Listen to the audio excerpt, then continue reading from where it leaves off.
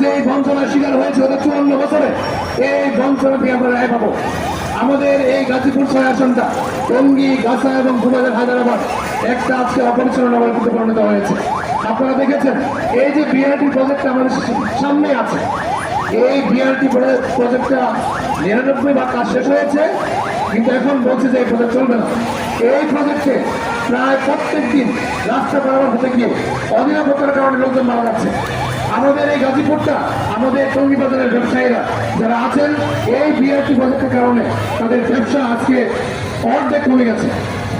আমাদের গাজীপুরের কয়েকটা জায়গাতে 1213 সালে সিটি কর্পোরেশন হয়েছে, কিন্তু আমাদের নাগরিক সুবিধা যেগুলো ছিল তা তো আমরা পাইনি। হোল্ডিং ট্যাক্স বেড়েছে, আমাদের ময়লা বেড়েছে, ধুলা বেড়েছে, অপরিচ্ছন্নতা বেড়েছে। এবার গাজীপুর 6 যখন হলো, তখন এই এলাকার মানুষ মনে করেছিল যে আমরা এবার এই আসন থেকে জনপ্রতিনিধি সংসদে পাঠাবো এবং আমাদের দীর্ঘদিনের যে দুর্ভোগ এটা রাখা হবে।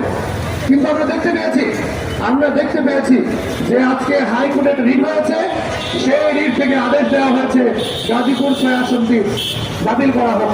আমরা গাজীপুর 6 আসনের মানুষ এই আদেশের বিরুদ্ধে তীব্র প্রতিবাদ জানাচ্ছি। গাজীপুরের 20 লাখ মানুষ, এই আসনের 20 লাখ মানুষ, 5.5 লাখ ভোটার এই আদেশকে ক্ষুব্ধভাবে ঘৃণা করছে, প্রত্যাখ্যান করেছে। এবং আপনারা জানেন যে আমরা ইতিমধ্যে সুপ্রিম কোর্টে আপিল বিভাগে এই রায়কে বাতিল করার জন্য আমি নিজে জামাত ইসলামের পক্ষ থেকে প্রার্থী হিসেবে আমি পক্ষভুক্ত হয়েছি। আমাদের বিভিন্ন দল তারা আপিল করছেন। আমি বিশ্বাস করি যে আজকে মহামান্য সুপ্রিম কোর্ট এই গাজীপুরবাসীর, গাজীপুরের 20 লাখ মানুষের, গাজীপুর 6 আসনের 20 লাখ মানুষ এবং 5.5 লাখ ভোটারের কথা চিন্তা করে আমাদেরকে আসন ফিরিয়ে